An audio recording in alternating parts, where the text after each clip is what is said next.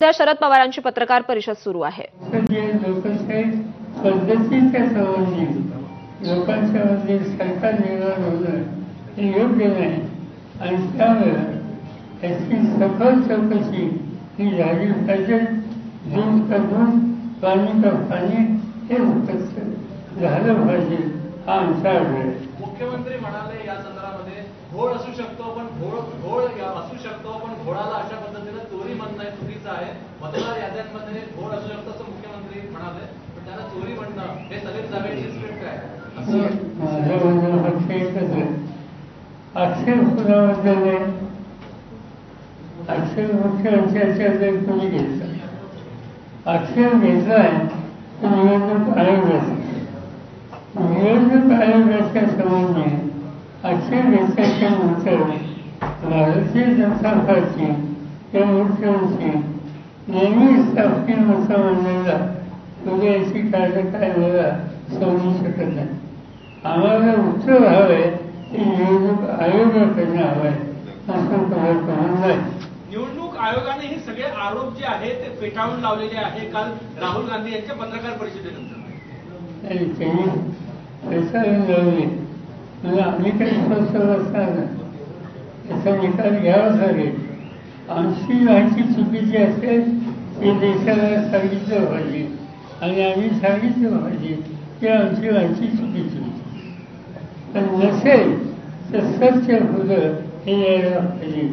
आणि म्हणून उद्याच्या सोमवारी संसदेचे जे आमच्या सगळे सहकारी आहेत, आमच्या सगळ्यांचा एक भरोसा निवडणूक आयोगावर सोमवारी 11 वाजता आहे। उद्धव ठाकरे आणि राज ठाकरे जर एकत्रित आले तर मुंबई महानगरपालिका निवडणुकीमध्ये महाविकास आघाडी राहणार नाही अशी चर्चा सुरू आणि तसंच राज्यात देखील असं बोललं जातं। नगरपालिका, जिल्हा परिषद, महानगरपालिका यांच्या निवडणुकीची आम्ही लोकांनी बसून अद्याप चर्चा केलेली नाही आणि त्यावर एखाद्या पक्षाने हे मतं मांडली असतील तर त्या संबंधी आज मी वाचा करू शकत नाही, तर आम्ही बसून चर्चा करून एक वर्षाचा करता येईल का हे प्रयत्न करणार।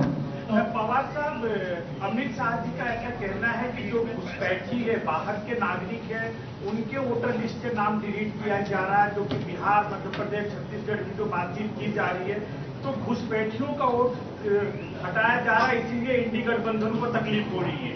बात ऐसी है कि राहुल गांधी ने जो प्रेस कॉन्फ्रेंस दी वहाँ कर्नाटक लोग थे, कर्नाटक के वोटर्स, महाराष्ट्र के वोटर्स और एक राज्य के वोटर्स, वहाँ चुनाव नहीं है, वहाँ की स्थिति के बारे में कोई समस्या किसी ने उठाई नहीं थी, मगर इसका पूरा स्टडी करके लोगों के सामने ये सब बातें रखने के बाद गृहमंत्री की जिम्मेदारी थी कि इसका जवाब देना, और उन्होंने ये इशू अन्य जगह पर डायवर्ट करने की कोशिश की। तो बिहार चुनाव में क्या लग रहा है कि जो 65 लाख के आसपास वोटर लिस्ट से नाम हटाए गए हैं, किसके तहत हटाए गए हैं, किसके इशारे पे हटाए गए, क्या कहना है आपका?